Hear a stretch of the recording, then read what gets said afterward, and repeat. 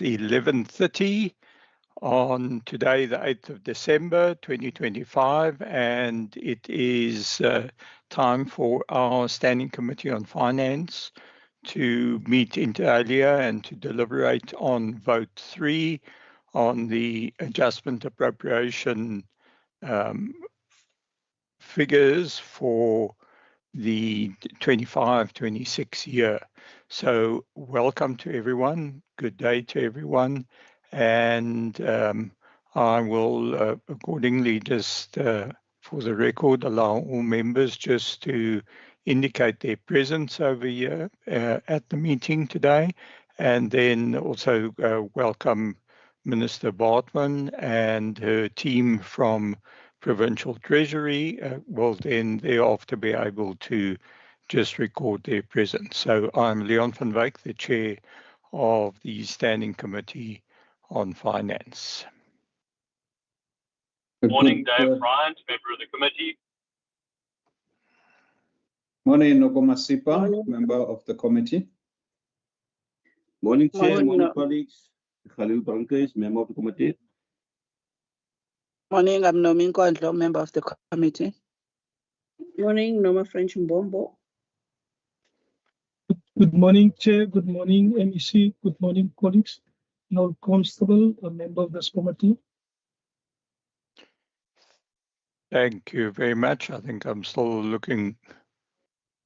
It looks like we still need one of our members, maybe, but I'm going to go over to welcome Minister Bartman to this meeting and to the team from Provincial Treasury.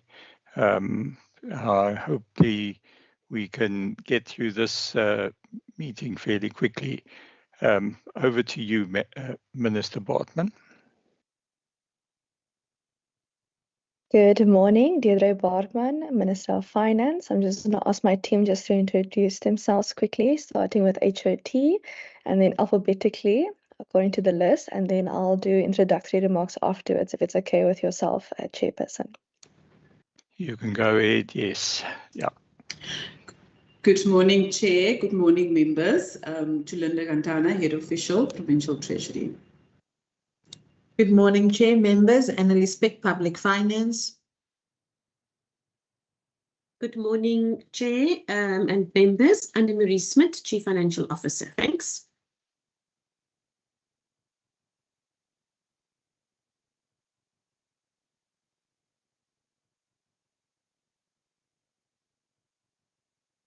Okay. Good morning, Chair. Victor Sena, Provincial Treasury.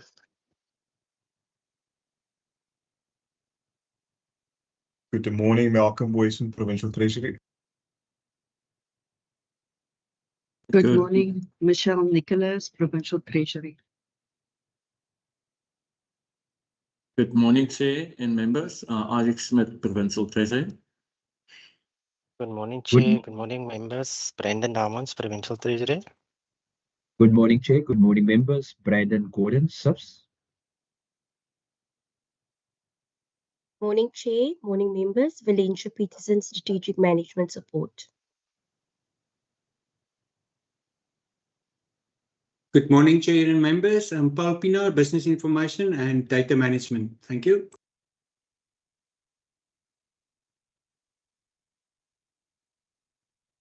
Right. Thank you. I think we can hand over to you, Minister, to do introductory remarks. And then we can move straight into the presentation if there's any presentation. Thank you. Thank you so much, Chairperson. I'm not going to do a long introductory remarks because the adjustment for the vote 3 is quite small this year. But I will mention, for example, some of the detail and the page numbers that I'm also referring to.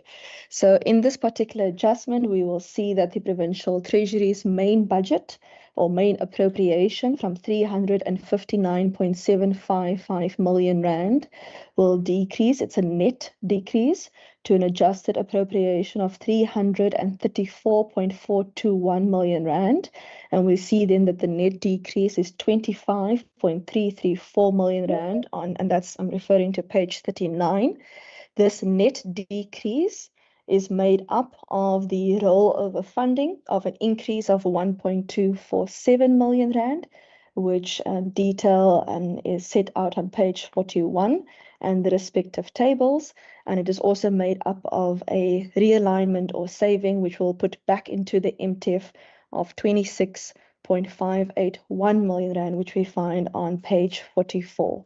So when we add the rollovers to the minus of the adjustment in terms of the realignment, which we will see there will be a minus in this adjustment year, and we will then see a positive increase in the 2026 MTF, we will get to the net decrease of the 25.334 million rand.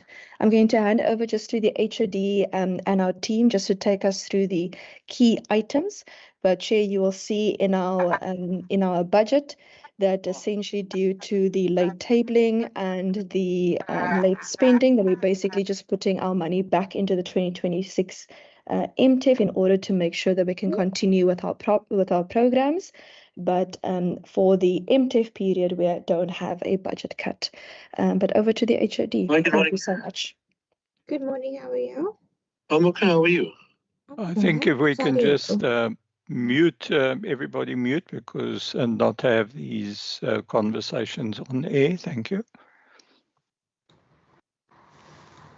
Thank you, Minister. Thank you, Chair. Maybe just to also indicate, we have mentioned this before, and Minister started off by saying that we looked at this adjustment and where we found ourselves in terms of our expenditure to begin to lay the foundation for the 2026 MTF. So the decisions that we made in terms of internally, as well as how we then position ourselves for the 2026 MTF in relation to our new strategy.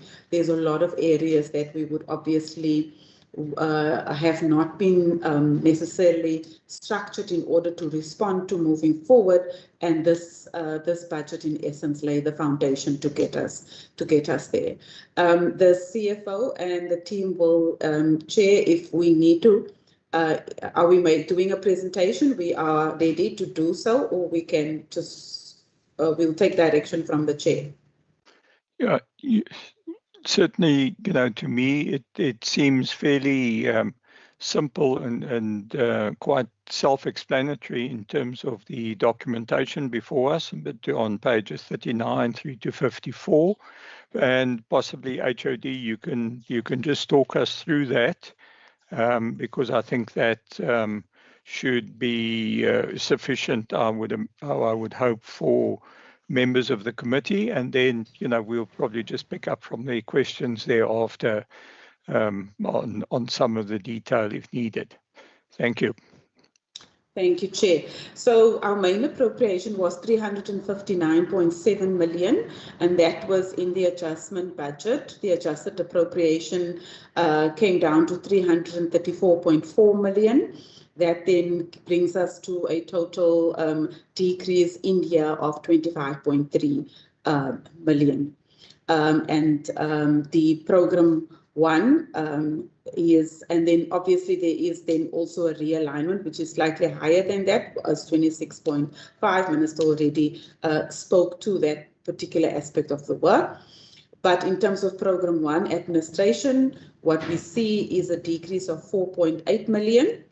And the 1.8 million there is reallocated to the 26-27 financial year.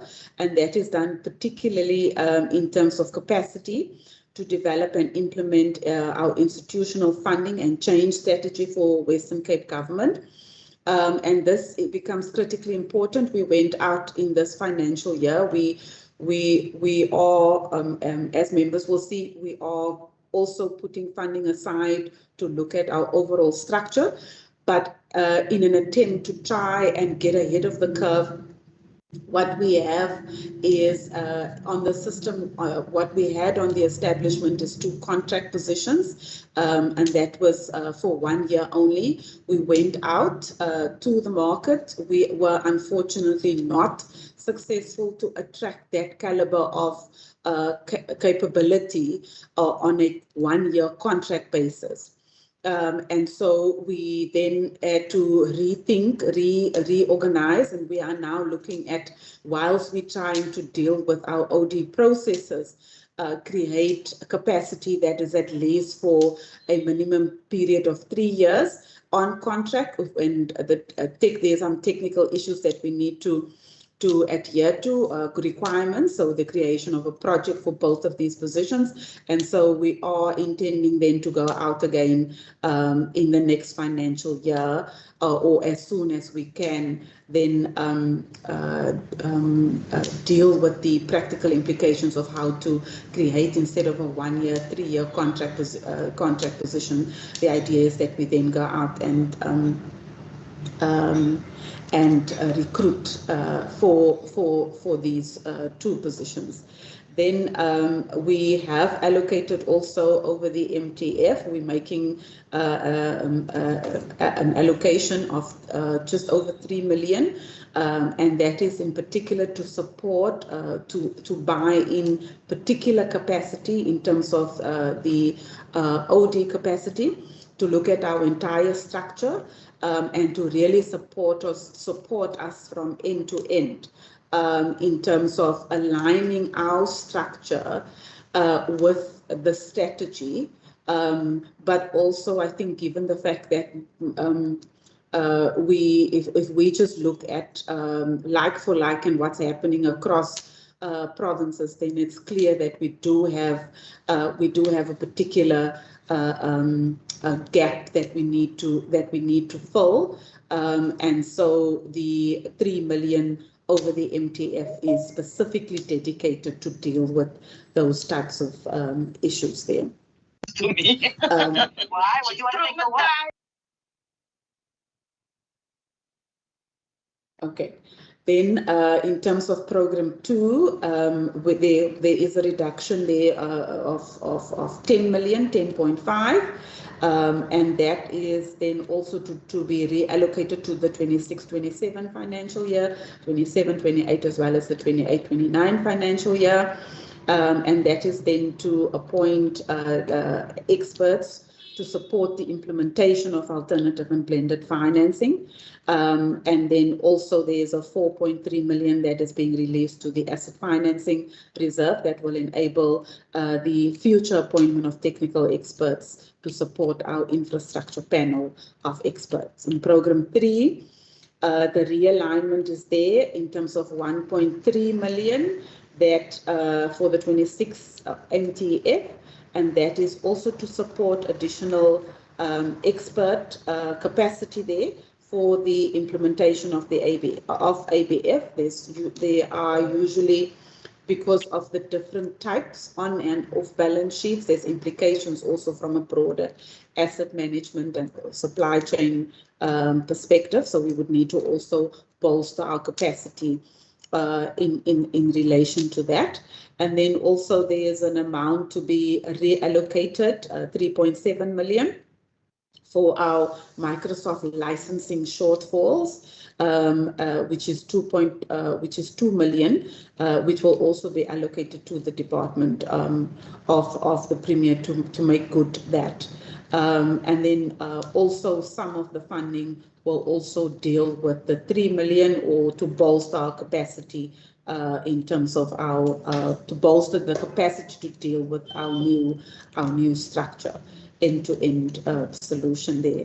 Then in terms of program 4, 3.6 million, and that is also to support. So we had to make up the allocation of what is going over the 3 years for this particular project. Obviously, we got the funding from the various programs, and program 4's contribution there is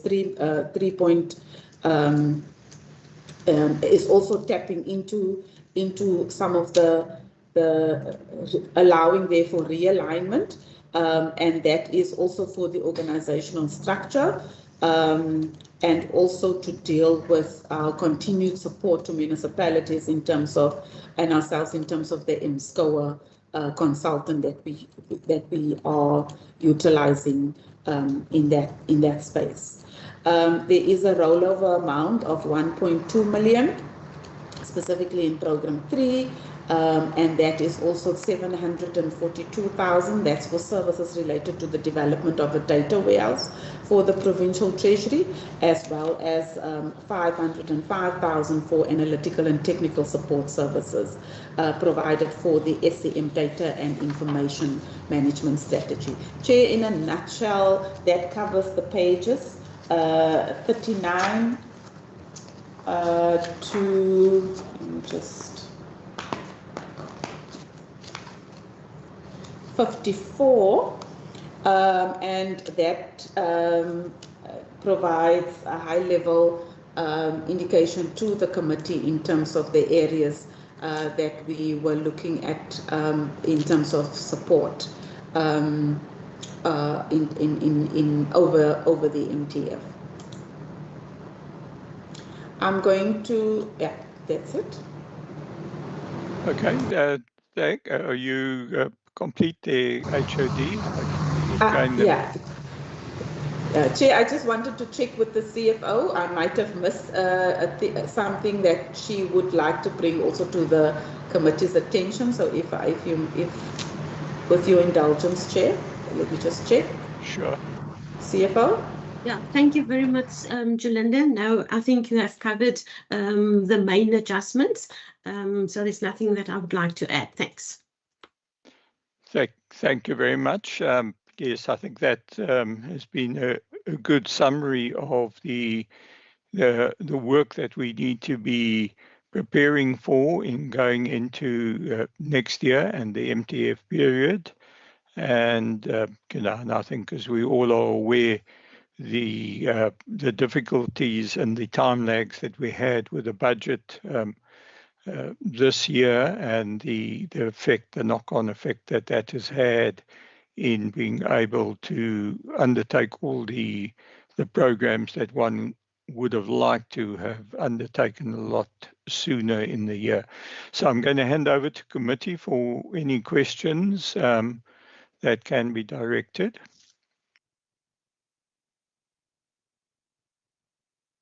Member Nkondlo.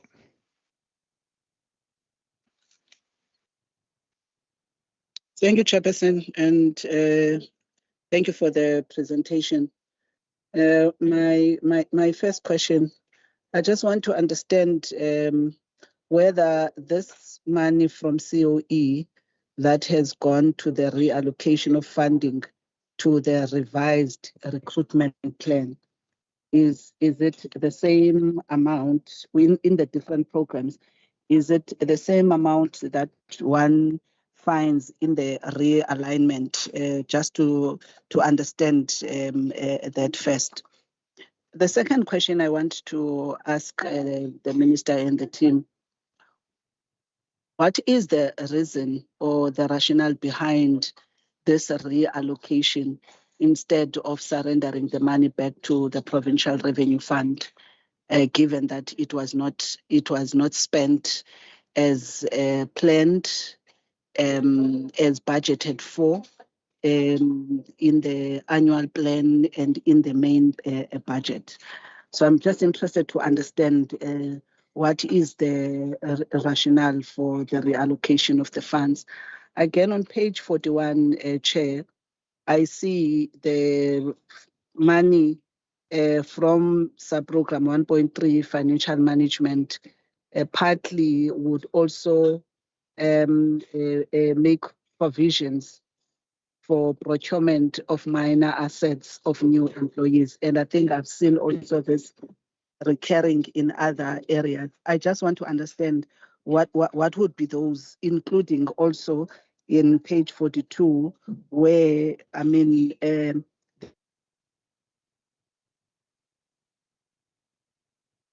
of the minister.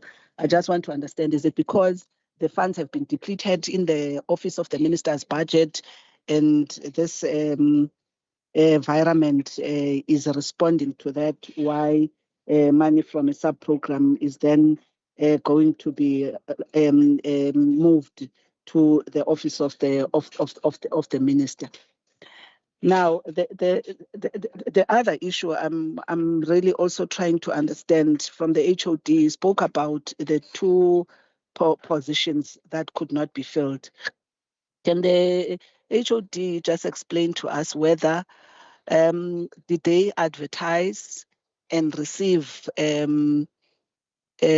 submissions which they felt that they could not get the person that they were looking for, or there were no applications at all? I didn't get, I'm just trying to understand, this notion that would have led to them who have initially decided that they were going to appoint these two positions at 12 months and then later decided that let this be a 3-year run. Because one assumes that they would have done some type, HR would have then advised, together with the custodian or the actual unit, if it's administration or whatever, a program that was in need of that skill, of what is there in the market. So I'm trying to understand these type of decisions because they've got an implication, of the delays, when we go to the market and then we come back and then we now learn a new thing, because I understand that we speak, the departments, including the ministers, are always telling us how they make decisions that are evidence-based, that would therefore assume that you have gone out to the market, you have looked at what is available given the competence that you are looking for, and what is the competitive package to put up. So this is why I'm trying to understand, firstly,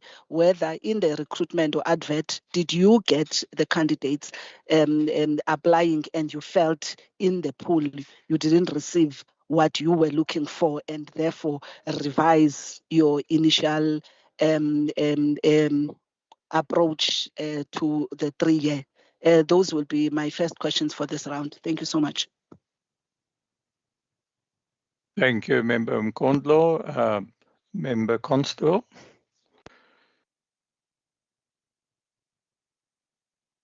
Chair, thank you very much, and thanks, HOD, for the presentation. Chair, mine is a bit, I just want to clarify confusion that I'm having. In our previous rounds, I think last year and early this year, I specifically questioned the utilization of consultants in this department, in some other departments. And now I see there's a lot of reduction with regard to consultants. It's understandable, and I applaud the department for this.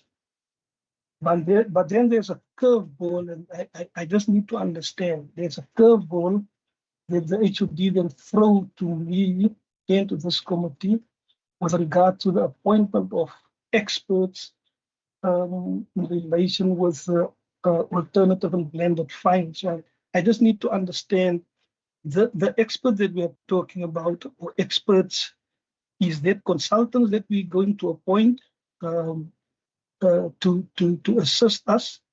Is the money from the reduction of consultants now moved to other consultants?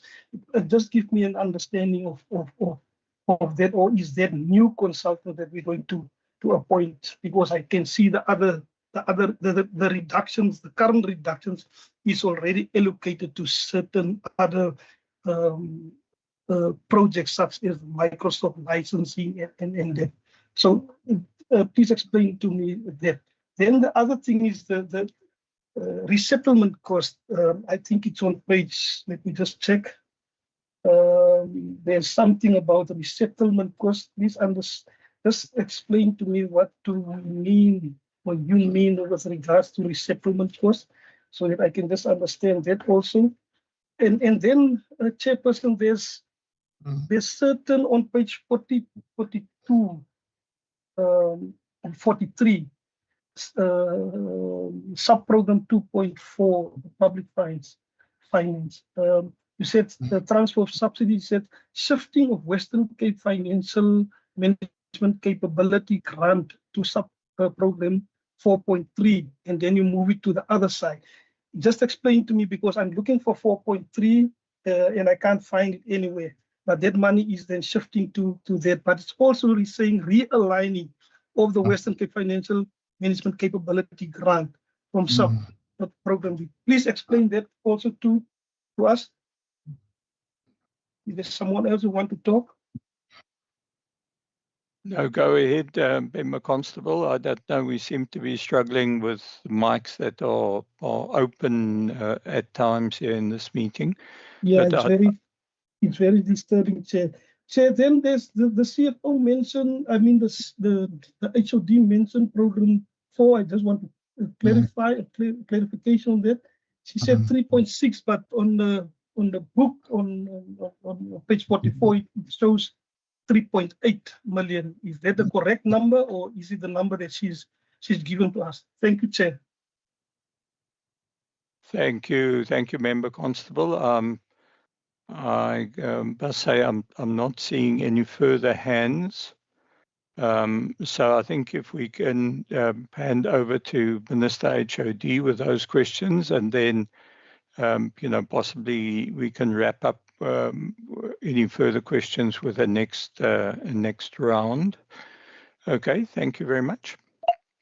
Thank you, Chairperson. What I'll do is I'll just deal some high level with the questions, and then I'll hand over to HOD and CFO just to take us through the detail.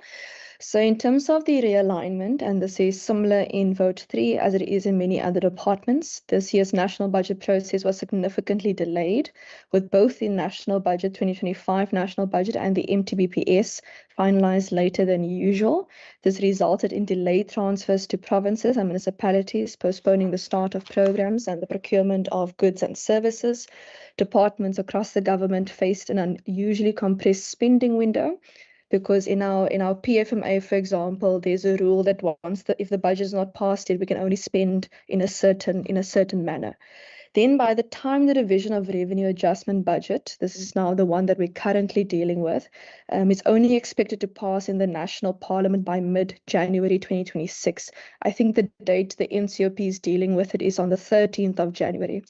After that, if the budget passes, then only the President can sign the Division of Revenue, then only the Premier can sign the adjustment budget bill into law. This then leaves all departments with February and March 2026 for the province to spend any new allocations. So that unprecedented timing this past year with the budget process, required a prudent and disciplined approach within the uncertain environment. So our department's budget is not being cut. What we're doing is we're taking our, so that net decrease that you're seeing, that is made up with the plus of the rollovers and the minus in the realignment, that gives you the net decrease. We're putting back into the 2026 MTEF, which is the 2026, the 2027, and the 2028 financial years, because an MTEF is 3 financial years. And some of our money we are putting into the asset reserve, because we are still obviously going to continue with those particular infrastructure aligned projects. In terms of the ministerial budget, I only heard half of the question. Maybe if the member can just assist. I know, for example, part of the savings in the ministerial office was one of the previous secretary received a wonderful job in the private sector, and we wished the particular person all the best. We then had to find a new secretary. That secretary is now appointed, as you may know already. But obviously the difference of the months between one secretary leaving and appointing a new secretary obviously creates a saving, because you don't pay anyone for that position for those months. I'm not sure if there was something else. I couldn't hear the full question, but I know part of the saving in the office related to that. On the HR, I'll also just ask HOD and CFO to assist here. But if I remember correctly, that was relating to the strategist posts relating to developing and implementing institutional funding and change strategy. So something we've learned over the past year is we went to market, we found wonderful people applying, but then we were told in terms of those who are applying that, it creates uncertainty when you have this 1 year post or 1 year contract post in comparison to something that's much more certain. So something as a treasury now that we have to go back out to market, we have to look at whether we are able to turn this 1 year post into a 3 year post. In terms of the organizational structure, and I'll just speak generally about that. Chair, you may remember previously where we said that we need to look at how the provincial treasury is structured and whether we are properly structured for revenue. So you will see in our budget when it says there that we are minusing money for additional organizational development capacity and that we're going to give it for the organizational structure. You will see a minus in our budget and you will see a plus in the Department of the Premier's budget because we are asking HR for assistance with our organizational design, but we're also asking HR for assistance for us for helping with the evaluation of job posts for our gambling and racing board. So in our provincial treasury budget, where you see organizational design where it's minus, it will be a minus in our vote and it will be a plus in the .p vote of vote 1. The appointment of experts, I think it was Member Constable that referred to this, that was regarding the infrastructure panel. So we're not giving up the money. You will see it's a net decrease in the adjustment, but we have asked the Treasury, so today we are finance, but we've asked the Treasury to please put that into the asset reserve for us because we're still going to need it. It is related to our alternative and blended financing work, where you essentially need the ability to be able to assess those type of projects, of applications, those type of items. And that's all related to the alternative and blended financing work we're doing. And I'm going to ask HOD and the team of the respective programs just to expand on that as well. Where you see the Microsoft licenses, that relates to, you will see a decrease in our budget. And you'll see an increase in the .p budget because as departments, we pay .p to get the Microsoft licenses on our behalf. But I'll just ask the HOD and CFO just to take us through those particular amounts as well as the resettlement costs. Regarding the shifting of grants, Chairperson, so it's not a change in what we're giving to municipalities. It is there was unallocated money in the one grant, and we obviously have more financial recovery plans now. So you'll see a decrease in the one grant and an increase in the other grant. But we're not taking money there away. It's essentially that we're using the unallocated money previously to make sure that we're able to assist with our financial recovery plans. And then the detail of numbers that were referred to, also I'll just ask HOD and CFO just to also please expand on those items. Thank you so much. Thank you, Minister. Through the chair, let me just maybe start from the top and then we'll work our way systematically through. The compensation budget, our adjustment downwards was 26.5 million. And how we looked at it is, in essence, and I'm going to cover some of the other questions also asked with just a bit more detail. So one of the amounts there that form part of the 26 million was the 1.8 million for the reallocation into the 25-26 and 26-27 financial year. So the two posts were advertised and the posts were finalized. We actually issued appointment letters to the successful candidates. And we were quite from where I'm sitting, because I was on both those panels, happy with the candidates that came through the selection process. Both these candidates declined, and the main reason is that because one of the candidates, for instance, was located in Gauteng and required to relocate and to be relocated, and did not feel necessarily comfortable in accepting a 1 year position. And so this was then declined. It was unfortunate because the candidate was actually really good. And I think it would have been an asset, a real asset in terms of where we want to go in terms of alternative and blended financing and I think members needs to realize that for us it was a strategy that we employed because of where we found ourselves.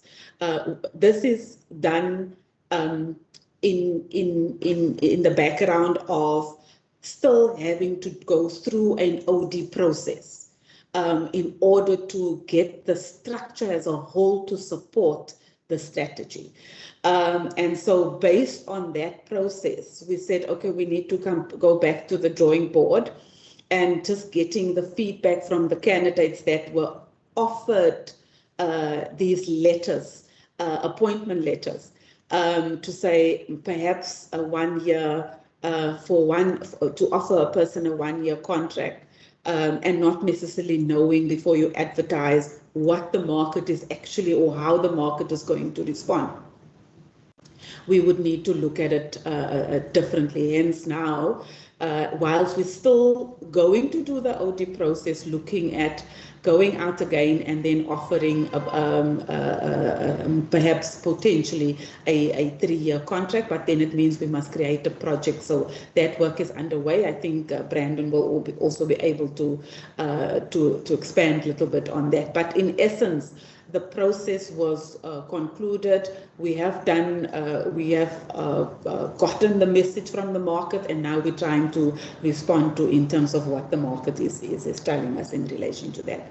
8.7 of the 26 million was then as to be transferred to the Department of the Premier, and that is in particular for the establishment of the organizational development capacity to support the provincial treasury, and that capacity will solely be responsible for the realignment of the provincial treasury organizational structure in line with its approved strategic plan.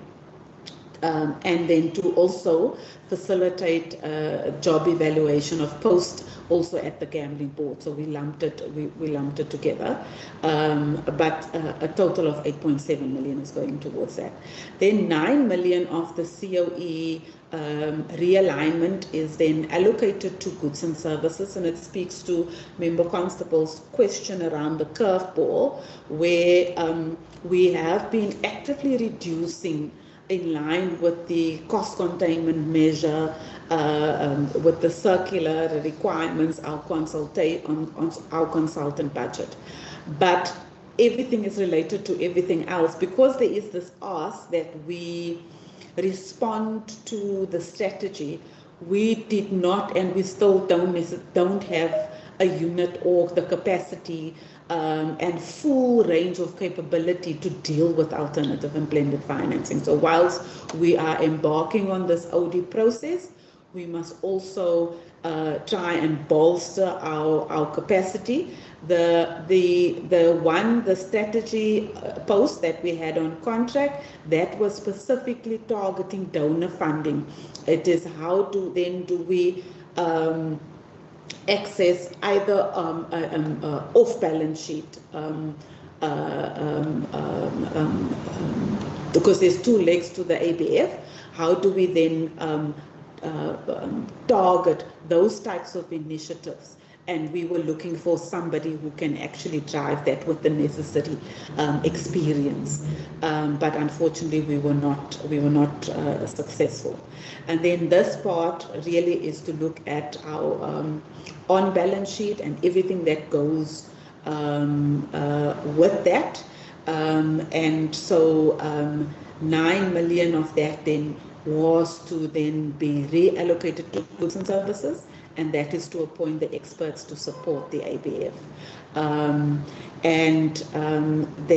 There's certain amounts for each. I'm saying 9 million, but there's 1.5 million in year 1, 2 million in year 2, and 2.5 million, and then 3 million in 28, 29. And then another amount there that's included in the 26 is the 1.7 million, and that is going to be shifted to transfers and subsidies for transfers to households. That is to deal with, we have an aging workforce, and some of these officials want to go on retirement, and so there is an obligation that we do pay for their leave gratuity that has been accumulated over time, people that have and so that amount then takes care of that. And then another 3.7, which also makes up the 26 million, also deal with then, as Minister already indicated, the shortfall in terms of our Microsoft license payable, that's payable, because of the evidence-led and the innovation space that we find ourselves in terms of what we do, in terms of the evergreen greening process of the legacy system. We also, in terms of our data warehouse, we have requirements in terms of the types of licenses that we require, and it differs across the organization, given what is actually needed for officials to support them to do their work. And so 3.7 million is going towards that. Then 1.5 million is then also to procure computer equipment, and that is for new appointments. So although some of the funding is not everything that I've mentioned, we've tried to use the realignment in terms of COE is still covering some aspects of COE. So it's either in support, to support the official, or then to actually get in additional capacity over the MTF, or support the creation of positions over the MTF. So that in essence takes care of the 26.5 million. And then I think I've dealt now with the question of how did we decide to go from 1 year to 3 years, and did we test the market, etc. Then we, as well as the curveball, I hope, Member Constable, because of the fact that we are still going through this OD process, we unfortunately have to go a particular route if we want to bolster the capacity of the provincial treasury in the short term. Then just in terms of resettlement, I think the CFO will be able to deal with the detail of that. But in essence, when we appoint somebody, the minute we appoint somebody from outside of the province, there's a cost attached to that. And so that is in essence what resettlement in its broader sense mean, and we have been recruiting individuals that come from other provinces the best candidate that we find is at times from outside the province, and therefore in terms of the DPSA rules and regulations, we then have to cover the resettlement costs. I think the CFO, if you can also deal with the question on 4.3, which is the transfer, the shifting of the grant. I see Stephen is also online, but with the CFO in terms of that, but a little bit more detail. As well as 1.3 in terms of the minor assets. So with through the chair, if I can maybe just give the CFO also opportunity to come in. Thank you, Chair. Thank you, HOD. You can go ahead, CFO. Thank you very much. I'm going to firstly deal with, I think, the last question, and that is the moving of the grant.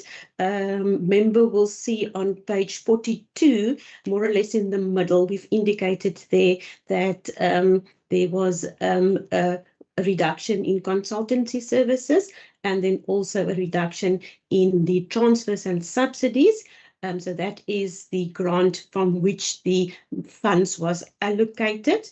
was reduced, and you will see in the next column that a 500,000 rand was then additional provision for the Western Cape Municipal Financial Recovery Services grant. So it was just the shifting from the one grant to the other. So that's in the middle of page 42. And you will then see on the top of page 43, you will see there was R1 million that was unallocated in the main budget, and now it was reallocated from public finance. That's 2.4 to 4.3 corporate governance, and that is part of the grant. There's got two types of expenditure in that grant, and the one is for projects, the other one is for capacity building. So that's for the bursaries, and the unit that is responsible for managing that part falls within corporate governance program sub-program 4.3. So it was just reallocating it to the specific program that is responsible for the bursary grants to the municipalities. So that is that. Then also, I think on page 41, it is referred to the minor the procurement of assets. I think the HOD did speak to that, is the 1.128 million. It is the provision for the computer equipment. So it obviously also depends on the value of the equipment. So if it's a major asset, if it is about 5,000 rand, less than 5,000 rand, it's a minor asset. So we buy, for example, the keyboards and the mouses, they are minor assets. The laptop itself is a major asset, and we're making provision for the purchasing of the equipment for the new appointees. So that is then the 4 point, on page 41. I think I have covered those two that I needed to cover. Thank you very much. Thank you. Thank you very much to the team there. Just looking to members, if there are any further questions, if we can perhaps do this as the last round of questions. So I think if you can just put through all of your questions in this round. Okay, we've got Member Nkondlo, and then we've got Member Constable. Thank you. Caught me there. Thank you, Chair. My first follow-up is on the HOD's response about the two strategic posts. I just want to understand from the information about one of the appointees only realizing after appointment that this is a 12-month contract. I just want to understand, was that not stipulated in the contract, in the advertisement, not contract, in the advertisement? Why then the appointee would have then only realized when they were appointed? If you can just clarify me on that one. The second point, I'm trying to understand both HOD and CFO, is that if we talk about this almost 26 million on COE that is reallocated, would this money, if it was not reallocated, had forms part of under expenditure or unspent budget or funds in this particular financial year?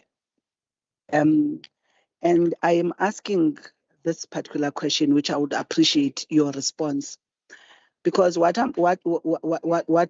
is in my mind as somebody in the legislative sector with the responsibility of oversight. One minister says this would have been triggered by the fact that there was a late budget in the national, which we all know, and that one understands. But when this similar question was asked about reallocations in the meeting, I think on Monday with the department, we received the feedback that this is not something new. It happened, actually, I was shared a circular of 2015.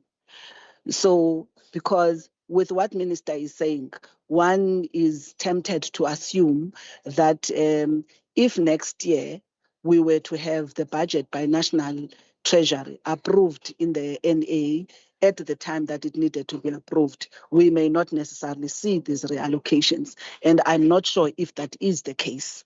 And if it's so, maybe they could explain, because what I hear from the minister is to say the reason which would have seen this reallocation of money that was requested in this financial year is the fact that the money arrived late and therefore would have contributed to it being unspent within, which makes perfect sense.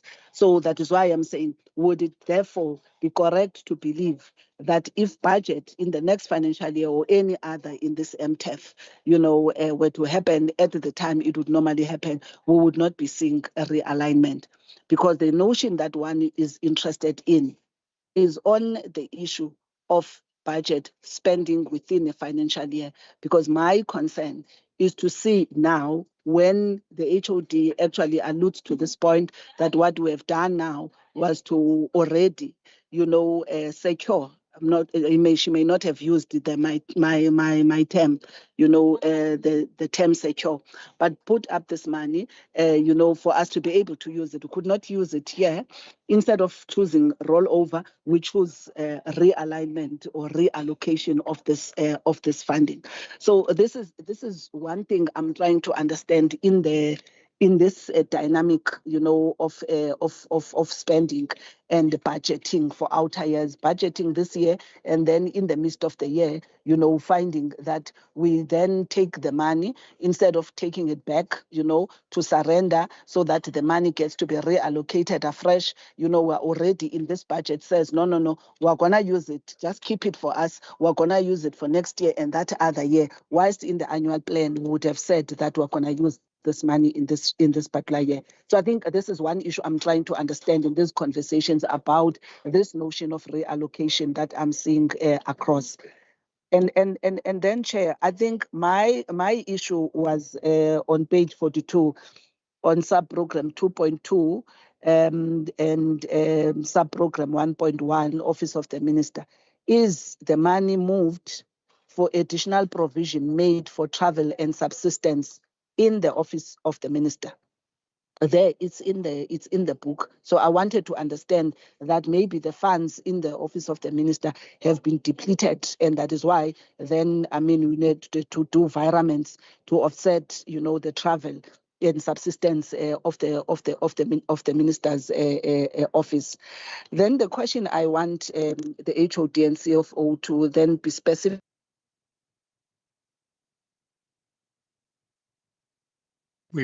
We've lost you there, Member Nkondlo.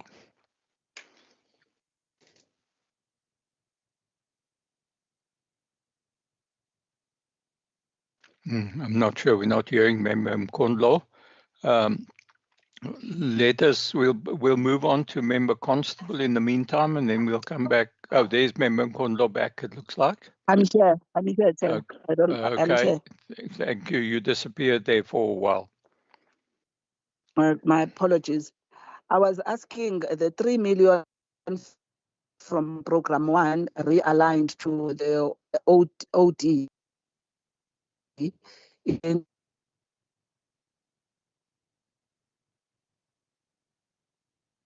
Yes, we're still struggling to hear you. You've disappeared there again. 3. You were talking about Program 1, Member Nkondlo, and then you disappeared. Program 1, I was asking about the 3 million. I was asking about the 3 million that is going to OD from Program 1, 2 million from Program 3, 3.6 from Program 4. I'm asking, what are the specifics of this money? What is this money gonna be spent on? Is it gonna be spent on employment of a particular positions? Is it money going to facilitation? I wanted to get that detail. If it could be sent later, not in the meeting, I would appreciate that, to understand when you say you taking the money for capacity. in the OD. I'm not sure whether it's positions that are going to be in Treasury or positions in the OD in the Premier's office. I was just wanting to understand that. And my last one, Chair, is on page 47. Is that with the Western Cape Financial Management Capability Grant, which are these municipalities that are going to be receiving these grants, and what specifically, would those municipalities be spending the money on? Thank you so much. Thank you, Member Nkondlo. Member Constable, you can go ahead. No, Chair, mine is not a question. I just want to thank the MEC and HOD and CFO for answering my question. I have a better understanding now. Thank you.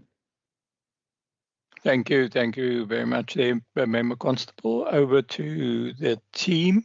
Thank you. Thank you, Chairperson. I'm just going to quickly deal high level again, and then I'll ask the CFO just to deal and HOD to deal with the numbers as well. On the reallocation, so I'll just quickly go back a little bit, and I'll try my best to maybe simplify a little bit. So, in an ideal world, and let's assume the budget wasn't late, the tabling wasn't late. In an ideal world, you want your first 6 months of spending to be more or less at 50%. So that's your first 6 months is as at 30 September, and then obviously you have your last 6 months again that ends your end of March. So it's April onwards. And if you're not spending, at your, let's say, average of 50%, then you have to have a question to yourself of, are you able to spend all of that money in this financial year? So it's not to say that the program's going to stop. You have to just be honest with yourself and ask yourself, are we able to spend that money within the timeline that we have? In this past year, obviously the year was a little bit different. So it's not necessarily to say that you will see the same type of realignment next year, but also, Chair, I can't promise that you won't see this type of realignment next year because I don't know what the budget process is going to end up like next year, for example. But we are learning with the timelines and with the GNU because that impacted the particular budget process. So this year, what we had to do is because the budget wasn't passed yet, we had to spend according to our 2024 adjustment budget. And also in terms of the PFMA, when you read the PFMA, because the budget wasn't passed yet, we were only allowed as provinces to spend 10% each month for that 4 months, which was essentially a version of 40%. And it's not 10% of your new 2025 budget, it's 10% of your 2024 adjustment budget, which is very different. Then, also the way the PFMA is written was written as if this situation wasn't going to happen, which made everything this year very difficult. So we really, not only in our budget, but the whole government, we had to restrict spending and really be very disciplined in saying that we are checking the spending every single month, making sure that we don't run out of actual cash, that we didn't want to run out of money as a province until the national budget was passed. But every year is very different, and we might not see it next year. It might be very different. Then also, there are some realignments in the adjustment budget, in whether you call it underspending or savings or realignment. It's all, it depends on what you want to use it for. But for example, Microsoft licenses. So .p, for example, does Microsoft licenses for all departments. So when you see the spending on Microsoft licenses, not every official, for example, needs the exact same type of Microsoft license. So if you are a secretary, maybe you won't necessarily need the same type of Microsoft license as maybe one of our IT officials because you don't necessarily do the same work. So as a government, we're trying to look at how can we save more money, and that is an example of where you might see, for example, a minus in the one budget and a plus by .p, for example. The OD design is very similar. So at the end of last year, as well as in the beginning of this year, I indicated to the committee that, now that we want to do alternative and blended financing, And now that we want to embark about getting on balance sheet instruments and so on, you need the ability to do it. The problem is the Treasury currently is not structured for the future of the Treasury. But in order to make sure that we're doing this correctly, we're asking .P for help with HR, or, they call it CSC, but, in the everyday world, we call it HR, for help in terms of making sure that we are properly making sure that the Treasury is fit for the future. In the interim, we, for example, have positions like the strategic, the post, for example, the experts that we have to appoint, because you can't not do anything while you're waiting for your OD to be completed. And an organizational design takes time because they're not only doing organizational design for us, they're doing it for various different government departments. So you have a long-term plan, which is we're working on the organizational design of the provincial treasury and what it must look like for the future. So that is more medium to long term. But in the interim, you need the capacity still. So you might go and work with external stakeholders for assistance. You might appoint people in the meantime, and that's where we wanted the contract positions and the experts to come in to help us in the interim while we don't have that particular capacity. And that's, for example, things like liability management and contract management is all related very much to the alternative and blended financing work. But I'll also ask that the HOD just gives us some insight into the OD as well as the money for the appointments, the capacity for the OD, it's for the provincial treasury, but the money you'll see a minus in our budget and you'll see a plus in the Premier's budget vote 1. And then, for example, the infrastructure panel of experts, you'll see maybe a minus here by our budget, and then you'll see by the reserve where we're asking to keep the money because we're continuing with the project. The project's not stopping. That you'll see by the asset reserve that there's a plus there. In terms of the municipalities, I'm just going to quickly, I'll ask the HOD and team just to come in, but it's also in the 2025 draft notice, additional and amended allocations to municipalities under vote 3. The member did ask, and you'll see at the end of the blocks, there's 2 blocks there at the Western Cape Financial Management Capability Grant. In the beginning of the year, we had 1.45 million rand that was unallocated in that one grant. So what we're doing there is we're reducing the unallocated amount by 451,000 rand, and we allocate it to the other financial recovery services grant. Then at the Western Cape Municipal Financial Recovery Services Grant, in the beginning of the year, you will see there was an unallocated amount of 2 million. And Chair, this is mostly because you never know which municipalities might need your assistance throughout the year. And then you will see that we've allocated money there at the Theewaterskloof municipality in that one grant as well, where you'll see an increase of 2.5 million. So we took from the unallocated amount in the one grant and we took from the unallocated amount in the second grant because we need to now be able to work on the financial recovery plan in that grant and the implementation thereof. There are some increases at municipalities, but I'll just ask the team just to speak to us about the particular increases. But based on the allocations, we have not decreased any municipalities amount. Thank you so much.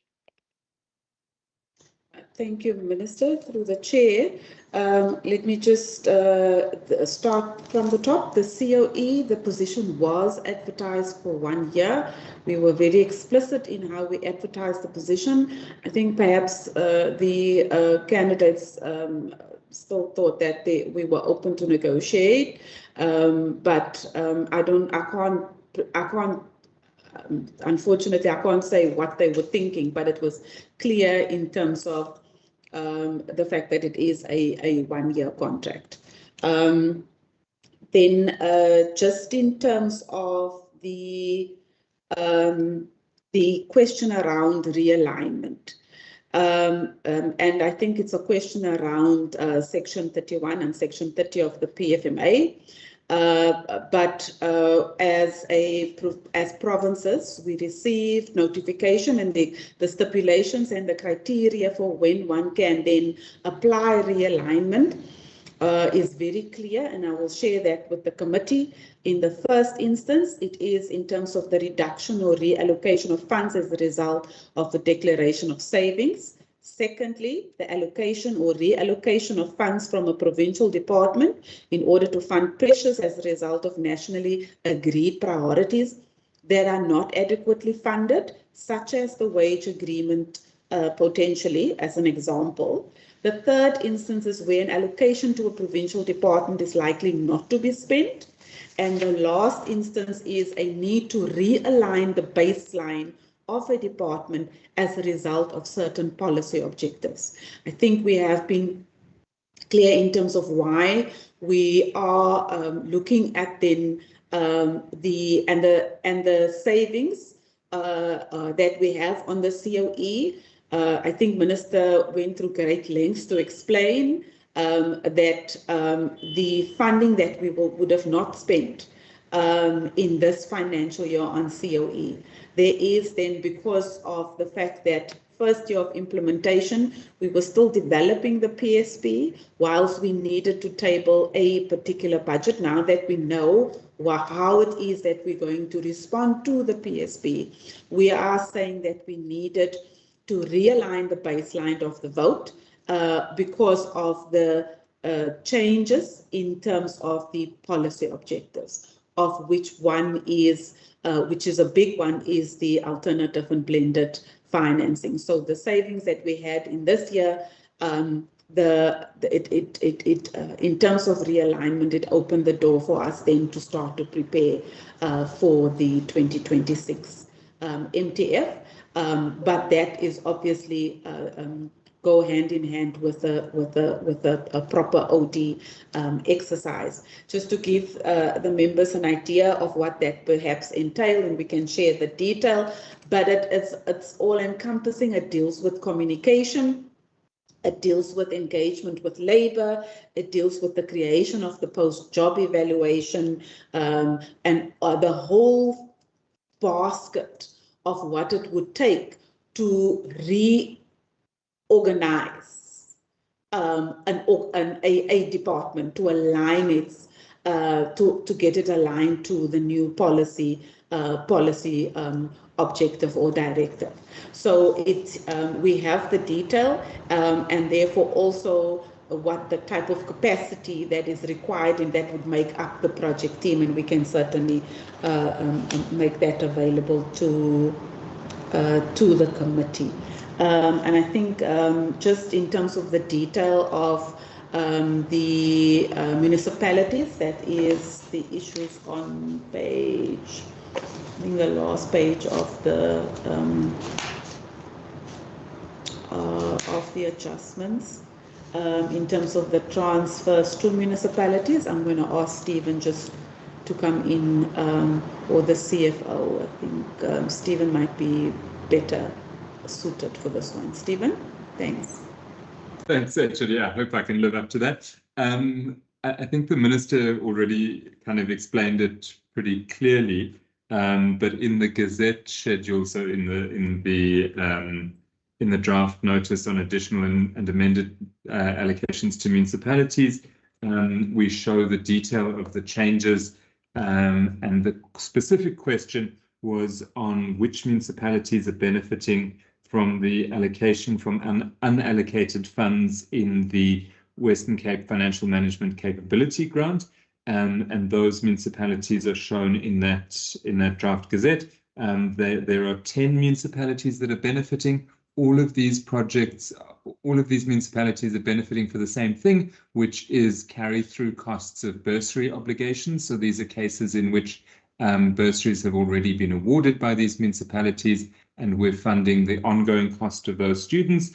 So those 10 municipalities are West Coast District, Drakensberg Municipality, Theewaterskloof Municipality, Swellendam, George, Bitto, Garden Route District, Prince Albert, and Central Karoo District Municipality.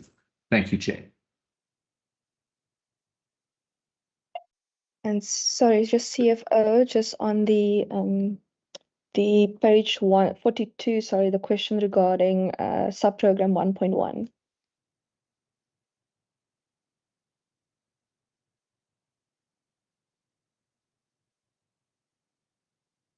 Sorry, I'm just trying to get my mic. Yes, maybe just to give a little bit of a background on that. When we originally compiled the budget, I think based on the previous expenditure, and obviously COVID and post-COVID, we looked at the expenditure in the previous financial years and based our budget for travel and subsistence on that, not only for the minister, but I think also for the entire treasury. But you all know that the need to travel and to have now in-person meetings have subsequently really increased. So with regards to then subprogram 1.1, Office of the Minister, we made additional provision for the minister travel, including international travel. So that that is the reason you will see that we have shifted some funds from other sub-programs to the Office of the Minister to cover for additional travel by minister and also for her team, because that also doesn't only include the minister, but it also includes the minister and her support staff as well as the protectors. Thanks. Thank you. Thank you very much. I think that brings us to the end of questions. I would like to thank Minister HOD and the team for their replies, their responses, and the explanations that they've provided us. So I think that is really been a pretty good explanation. I don't know if from the perspective of Minister HOD, if there are any closing remarks that you wish to make. Thank you, Chairperson. No specific substantive remarks, but if there are any other questions, please do submit those to us and we will try to get back to you as soon as possible. And we hope that the committee supports the adjusted budget. Thank you so much. Thank you. Thank you very much, Minister. Yes, I think the committee will discuss that shortly. And I think at this stage, I would just like to thank you, Minister HOD, and the team for the work that you've undertaken. And, you know, clearly sitting in the engine room, if I can say that, of having to keep a watchful eye over these last months in terms of the budget processes that we have gone through and the various delays and those additional stresses and strains. I think an excellent amount of work has been done here. So I think thank you to everyone, and I think I would like to wish all of those that we won't be seeing in the coming days, you know, a very good and an enjoyable period over the holidays. And thank you very much for all of the work that you've undertaken. No doubt our new year will bring some new and different challenges to all of us, and I guess we'll tackle them as we go forward. So I think at this stage, I would then like to say to the Minister and the Finance team that you can be released and you can get back to your desks, to lunch or whatever one needs to do on this Monday, first Monday in December. No, it's the second Monday in December that we are already at. This month is rushing away. So thank you very much. Thank you, Chairperson. Thank you. Goodbye. Bye-bye. Thank you. Bye-bye.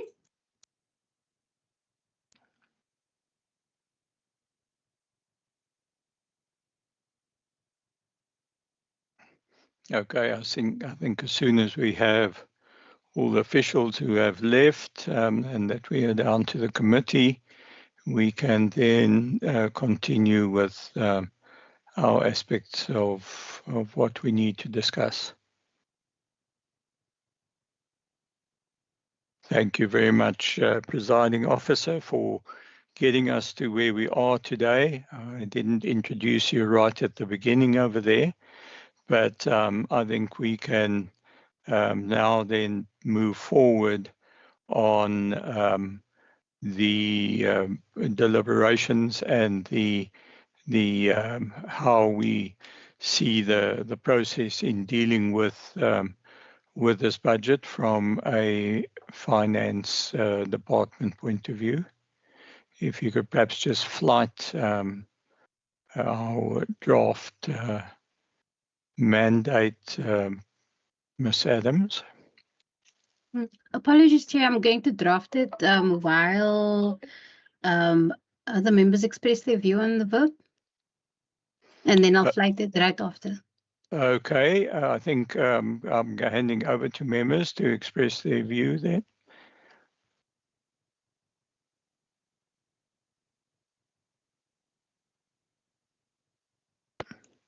I think members, you probably all are wanting to catch a spot of lunch, so if we can perhaps just deal with the aspects. I see Member Nkondlo. Chair, as the ANC, we do not support the vote. Okay, so and then I'm looking to Member Bryant and Member Brinkhuis. Sorry, Chair, I'm just a bit confused. Are we voting, or are we commenting, or? Well, I think we are commenting and then also hopefully moving to the vote if there aren't too many comments. Okay, so what Member Nkondlo was saying, was that the ANC's vote, or was that? No, that's the ANC's view that they are not supporting this vote and this budget, and I'm hoping that other members of the committee will in fact support the budget for finance. Member Brinkhuis. Thank you, Chair. Chair, the Al Jama party, we are also not in support of the vote. Thank you. Okay, Member Nkondlo. Chair, I thought as the chairperson, you allow members really to indicate what is their view on the vote. Yes. And then you make your summary and you put your vote up. And it is you who guides us whether we must make comments. You said we are at a point, and the committee coordinator said he's waiting for us to then make a determination of our support or not support. So I'm not sure why Member Bryant would ask me about my vote of the ANC, unless he wants to support my vote. I'm not sure. As ANC, we do not support the vote. Yeah. And if we're asked to comment, we'll provide our comment. Yes, I've provided opportunity for members to comment and also to propose acceptance of the vote if they so wished. And we'll give Member Bryant an opportunity. Hopefully, we do have people who will stand up and to support the vote. Member Bryant. Thanks, Chair. Just to clarify, it had nothing to do with Member Nkondlo's input at all. It was in terms of the process. And your procedural officer mentioned that you must give an opportunity for members to give inputs. So that wasn't an indication that we were going to the vote as per the way that we normally undertake. So that's why I was asking for a question of clarity, and you have clarified that. That's got nothing to do with anybody else. Thanks. Okay, so I'm looking for members who are supporting the vote, because at this stage there have been no comments on the vote as such. So those who are in support of the vote, if they could please then raise their hands.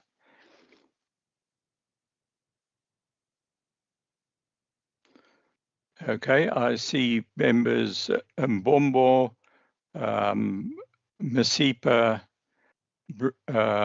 Constable, and I think Member Bryant's hand was up for a moment. I'm not sure if it's still up. And myself. So I think those And I take it then that we've received the indication from Member Nkondlo and from Member Brinkhuis that they will not support the vote and therefore will record a minority view on that. Thank you.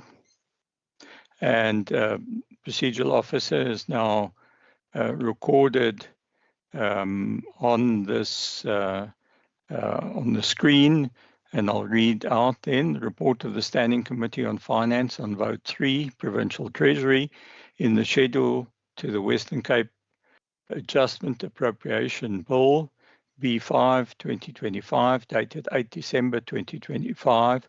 The Standing Committee on Finance reports that it has concluded its deliberations on Vote 3, Provincial Treasury, in the schedule to the Western Cape Adjustments Appropriation Bill B5 2025, referred to the Standing Committee in accordance with Standing Rule 188, and that it supports the vote. In terms of the Standing Rule 90, the African National Congress and Al Jamaa expressed their minority view to not support the vote. So that is what we have before us there. Okay, so I think that deals with that aspect, and I assume everyone is happy with the wording as has been set out there. I do not see any further response there. Procedural officer, are there any further matters that we need to deal with now? Thank you, Chair. If everybody is happy with the report, can be officially adopted, please? Yes, then are we officially adopting the report? I see Member Masipa. I move that we adopt the report, Chair. Thank you. Do we have a seconder? I second, Chair. Thank you very much, Member Constable. So proposed and seconded. So that we've now adopted that resolution. And I think if we can move on, I think we possibly have a number of minutes that we want to deal with, procedural officer. Yes, Chair, we have some other documents to adopt, if I may share that. Yes, if you could flight them, please, for us.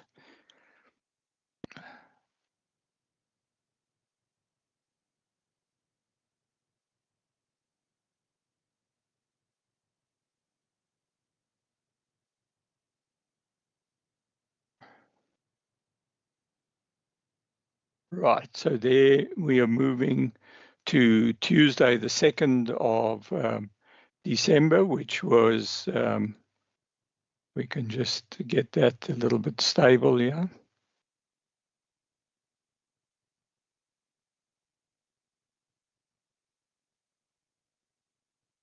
If you can just move to the front over there, procedural officer.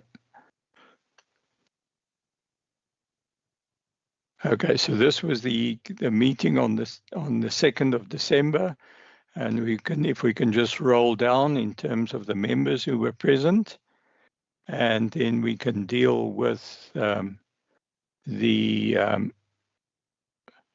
this was the briefing that we received from the Department of Trade and Industry and from the Western Cape Racing Board and from Advocate Jenkins, as well as the legal advisor that provided us with those various reports on the gambling National Gambling Amendment Bill.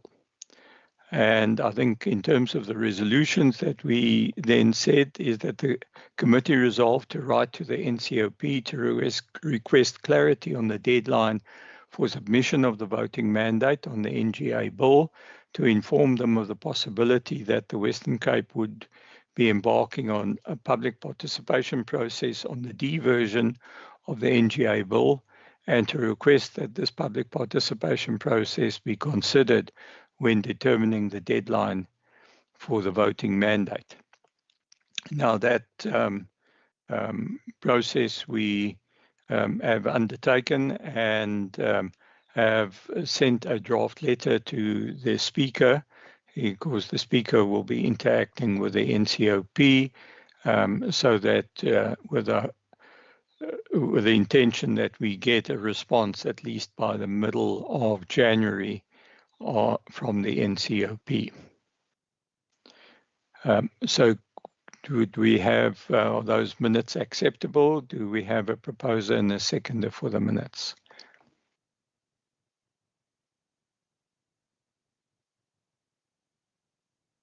Because the sooner we can deal with it, I think, Member Constable. I propose, Chair. Okay, thank you very much. Do we have a seconder for these minutes? We've got Member Masipa seconding the minutes. Thank you very much. Right, procedural officer, we covered all our aspects. You still have the tracking document for April through to March. I see your hand up, Member Constable. I propose that we accept the tracking document. Okay, thank you very much. And do we have a seconder to Member Constable? We have Member Mbombo seconding. So thank you that we've dealt with that aspect.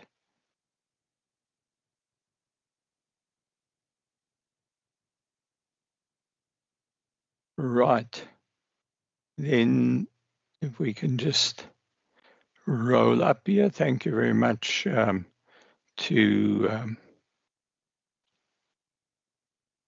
procedural officer.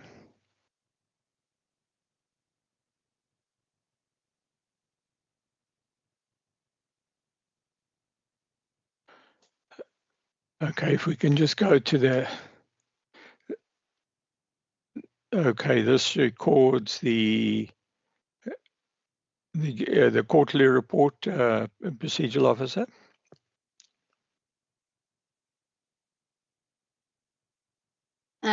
Yes, Chair, it's the July to September quarterly. Okay, so that covers the July to September. And do we have a proposer and seconder for this report?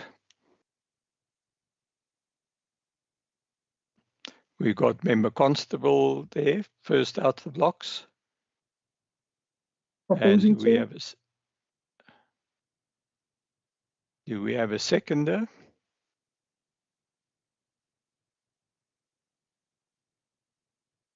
Member Nkondlo, you seconding? Yes, Chair. I'm seconding. Thank you very much, Member Nkondlo.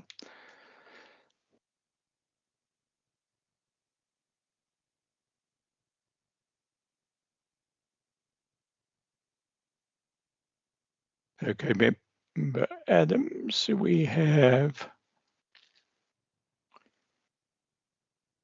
This is the quarterly report covering April to June 2025.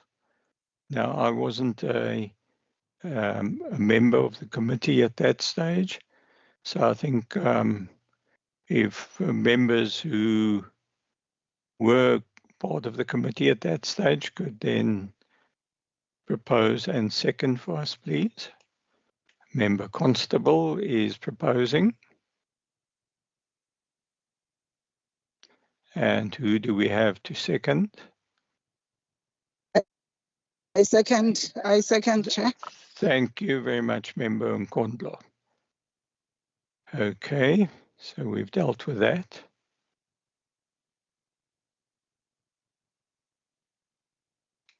Okay, Ms. Adams, do we still have any outstanding matters to deal with? No, Chair, we've covered all the adoptions. Okay, thank you very much for that, Ms. Adams, and thank you very much for committee. I think we've concluded our business for the day. and we can accordingly adjourn. Thank you very much.